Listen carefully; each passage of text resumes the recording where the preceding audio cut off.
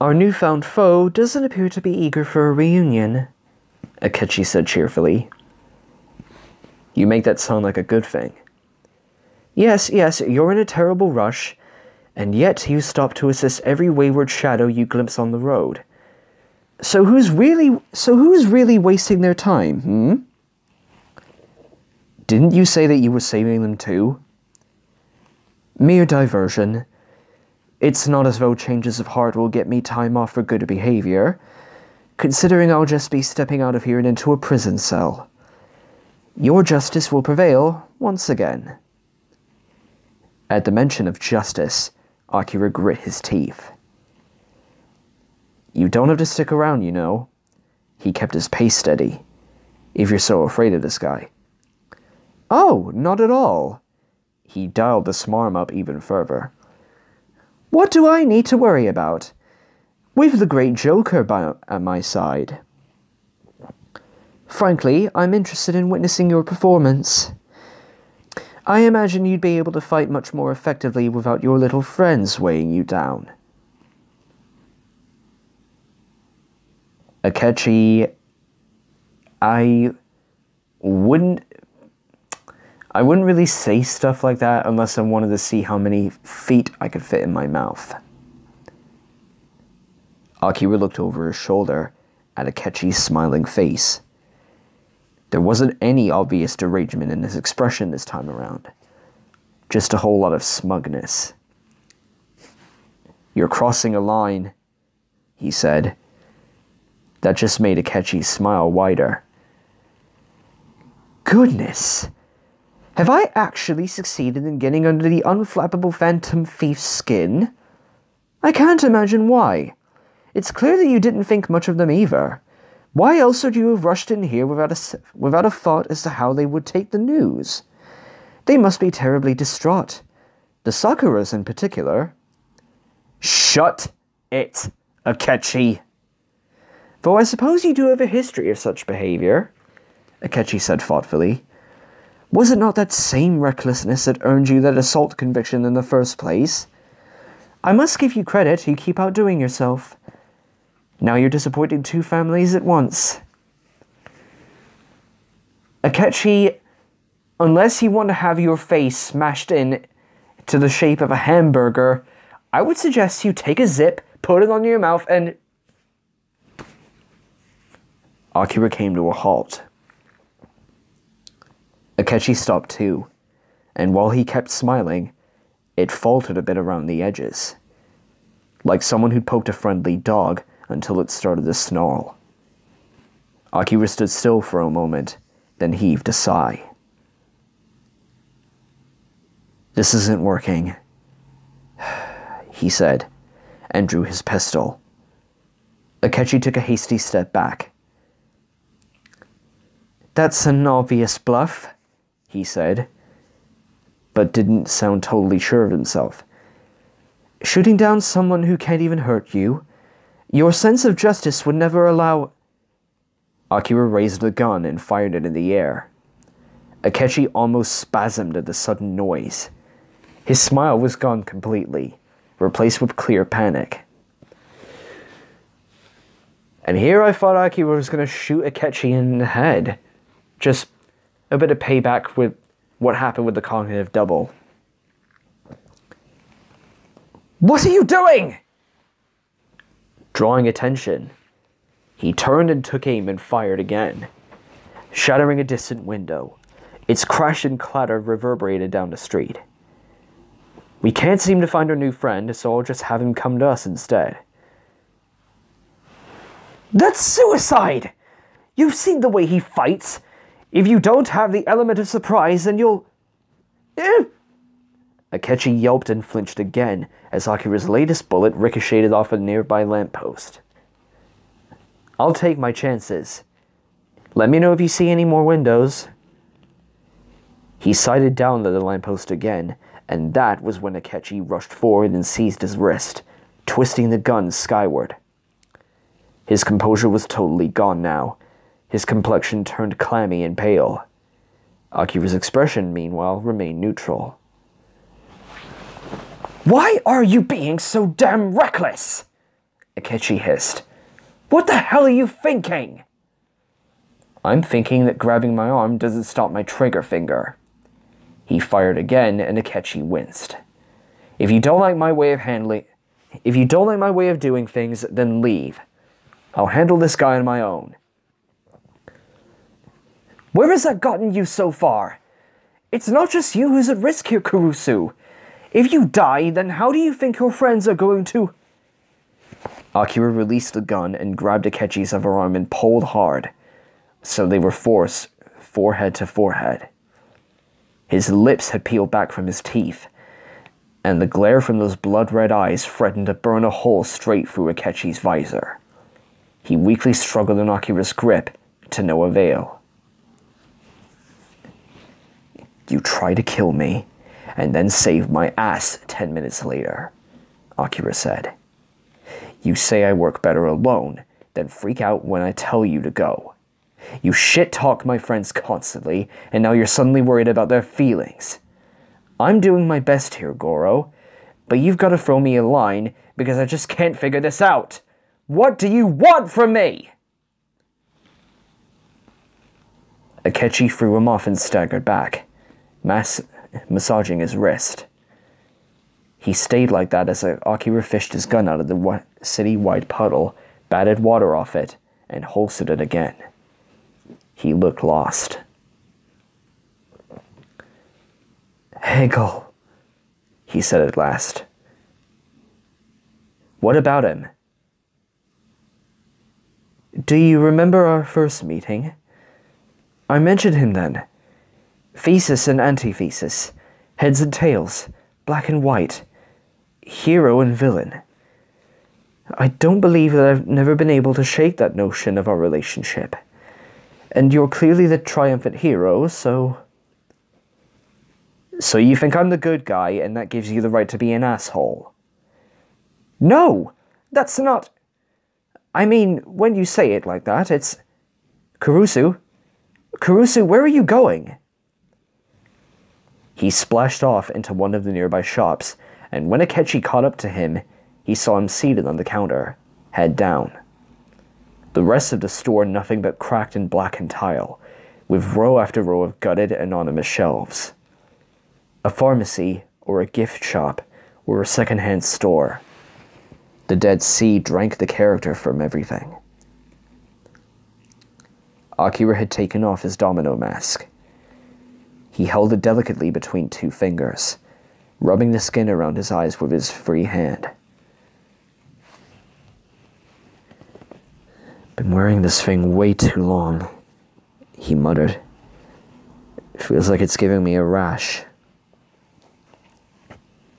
I'm sorry, Akechi said. Really, I am. I shouldn't be antagonizing you like this. Hegel. Seriously? It was the first thing that came to mind. You sure you're not just pissed at me for not helping you escape the cops? That would be far more understandable. But I don't think I care about that very much, in all honesty. Akira lowered his hand. Akechi stood in the shop's doorway, half in and half out, arms partly raised like a hesitant burglar. Should I go? He asked quietly. No. What about the other one? Did I get his attention? Akechi tilted his head and listened. Doesn't sound like it. He may be in another district. Or he didn't feel like entertaining such an obvious ruse. Lucky us. Get off the street, just in case. Akechi stepped all the way into the shop and leaned against a nearby shelf. Akechi put his mask aside and rested his hands on his knees, thumbs pressed together, his gloves almost offensively bright against the grayness of the shop. He looked lost in thought. You keep talking about my justice, Akechi. What's that supposed to mean? Isn't it obvious? Saving society. Reforming the corrupt. Whereas I just wanted to subvert society for my own ends. He shrugged. As I said, black and white. When did I ever say I gave a crap about saving society? What? I mean, you never said it outright. But it was all but obvious in the Phantom Thieves' actions, in the way that you... That was mostly Ryuji's thing, Akira said. He has serious trouble keeping his mouth shut, but I always kind of appreciated that about him. It gave everyone else a sense of purpose. But I kept my reasons to myself. What reasons could those possibly be? You have to care about justice. Why else would you have stood against Shido when he was accosting that woman? It's what set you on this path to begin with. Akira smiled at that. You know, no one's ever asked me about that before. I told the others about what I did, sure, but they never asked me why. He didn't say anything else for a while. He remained seated, hands knotted together, his jaw working, as if he was trying to force up the words. The building creaked, like the walls themselves were leaning in closer to listen. We met back in June, right? He asked. After Madarame. Did you know we were the Phantom Thieves, even back then? I had no idea. I did get a bit suspicious after you called me on the carpet in front of a live studio audience. However, that's when I started surveilling you all more closely. You find anything on my background before I came to Tokyo? Only your confrontation with Shido. Beyond that, nothing remarkable. No prior convictions, no outstanding notes on your permanent record. It's like you barely existed. I barely did, Akira said. I was mostly one of those kids who kept their head down. You know, following my parents' advice.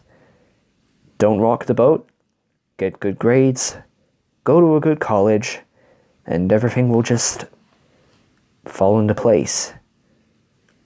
He spread his hands wide like a magician. Akechi snorted. One of the more pernicious falsehoods bestowed on our generation, I always thought. I still trusted it, though. So, that was me. Not many friends. Didn't talk much. Just holding on and hoping for the best. Until one day... Yeah. Coming home late from school one night, I saw Shido. Drunk off his ass. Practically trying to drag this woman into his car. Kept ranting about how she needed to shut up and follow him for the country's sake or something. Like letting him rape her was supposed to be this big patriotic gesture. And something, I don't know, snapped in my head. He pressed his finger against his temple like someone miming suicide. And all at once, I thought to myself, you know what? Fuck this guy. Akechi barked a laugh at that. He did have that effect on people, didn't he? I have to ask, did you actually strike him? Always like to believe the man had a glass jaw. I didn't even touch him. The idiot tripped over his own feet. He was so mad over his itty-bitty cut that he started screaming for the police then and there. Damn brat. I'll sue! Meh.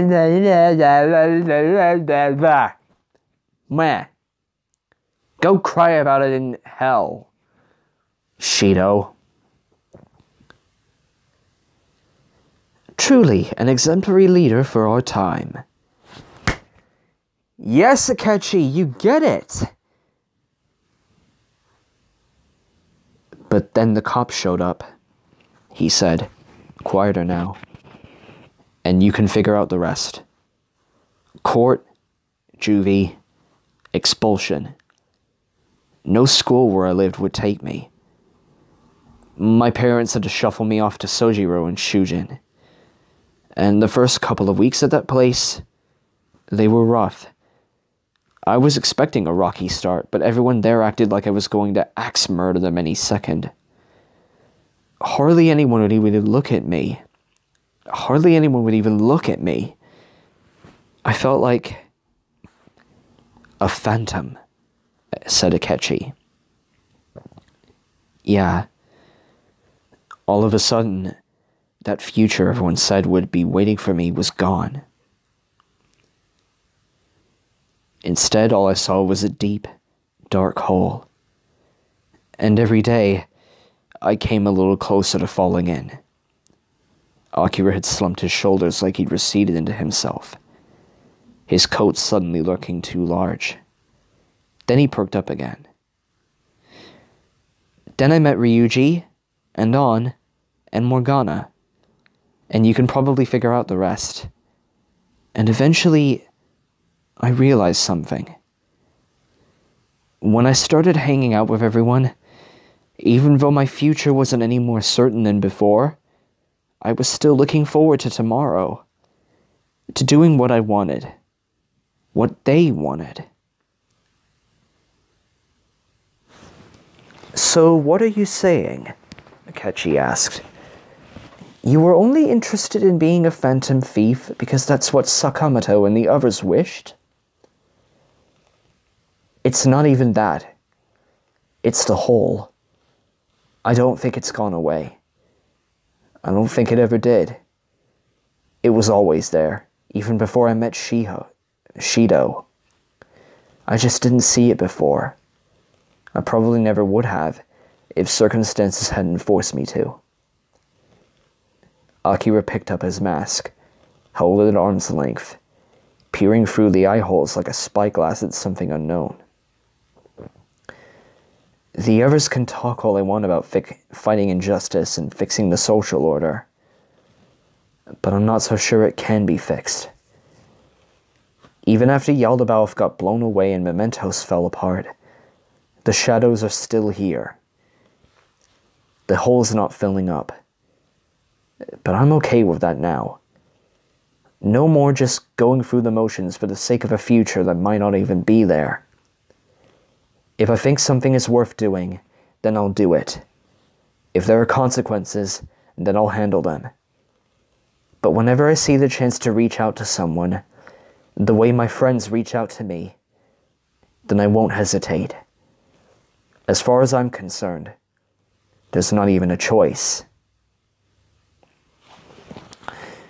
And I think that just describes Renamamiya and Akira Kurusu beautifully well. It might not be all about fixing society, but it's all about reaching out to help people, like how people reached out to them even despite their record and the false accusations. Akechi processed this. Then he said, "That may be the most selfish definition of altruism I've ever heard." Akira grinned and replaced his mask. "Take a look at this outfit. I'm a thief, not a knight in shining armor. Pretty sure that was always your shtick. Especially when you were... Crew!" He waved a hand in front of his face, outlining a long, sharp beak. "Oh dear," Akechi deadpanned. "I believe you just insulted my aesthetic. Did Robin Hood's garb not appeal? You look like you got lost on your way to a marching band." I'll admit the epaulets were a bit much. I can't micromanage my look, unfortunately. For example, he gestured at his armor. This is mostly satisfactory, but I can never stand the stripes. It's a bit too reminiscent of a gothic barber pole. I was thinking more edgy Featherman cosplay.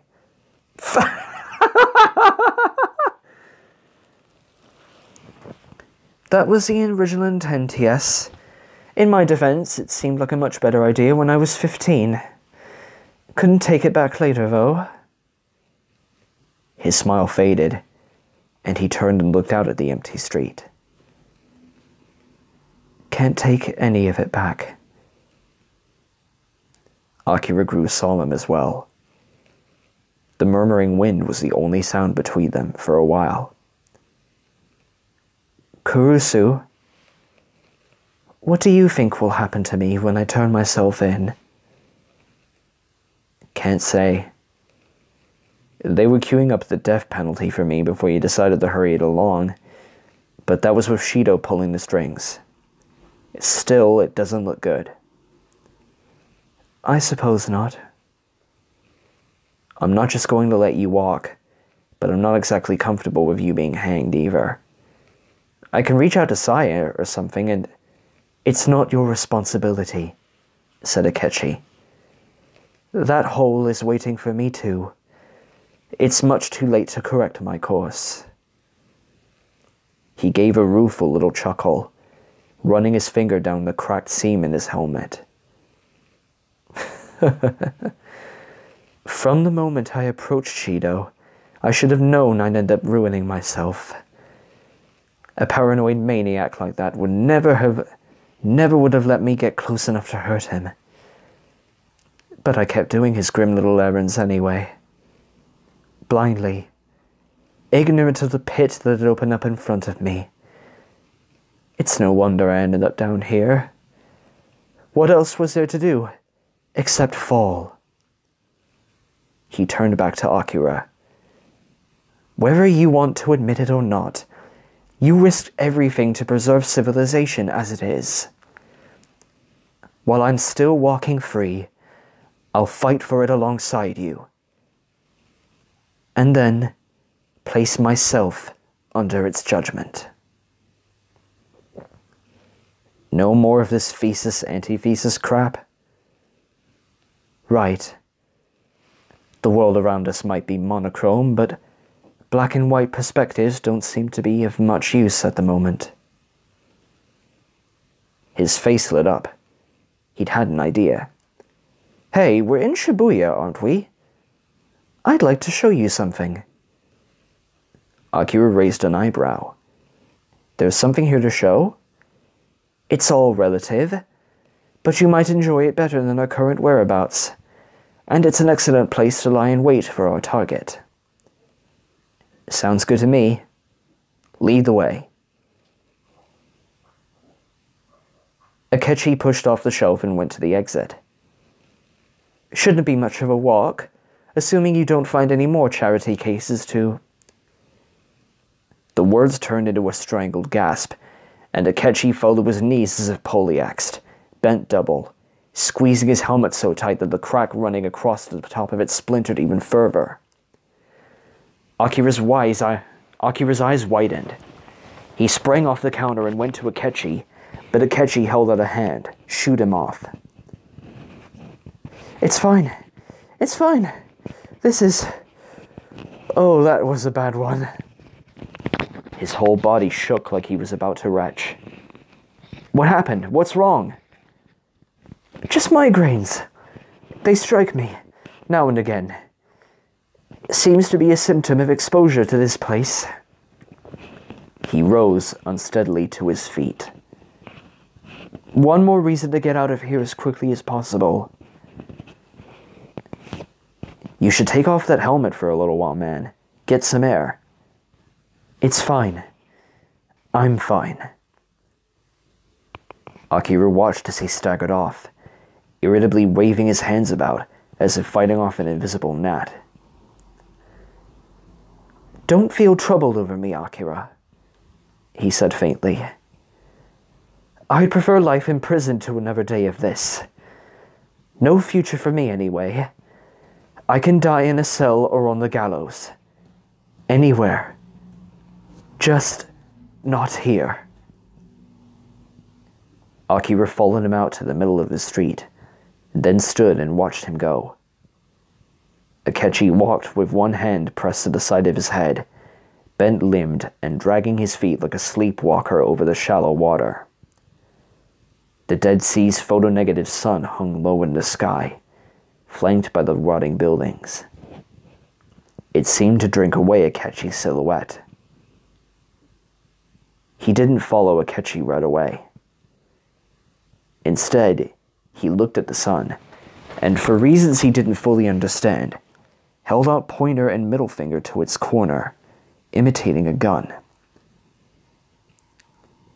As Akechi's feet scraped over the pavement, and the city continued its slow death around them, Akira squinted, and pulled back his thumb, and fired his make-believe bullet into the cold heart of that empty black star.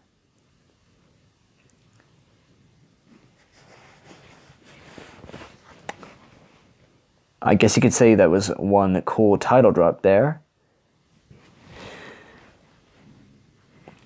So, really interesting perspective in Akira and Akechi's characters in this story. It looks like Akechi will be facing justice for what he's done, and he's fully open to it. Even if that means he might end up getting the death penalty. And Akira is at least helping him, so our son Loki team up against Iago when he strikes again. Meanwhile, the rest of the Phantom Thieves, along with Morgana, are heading into the Dead Sea to look for him. Will they succeed? Only way to find out, and that's by tuning in. Stay tuned for next time, everyone, and until then, I'm the Masked Ranger saying, keep moving forward, remember the oath, and what to say to cap this off? Oh yeah. Keep your hearts open. Until next time, peace out. See you soon.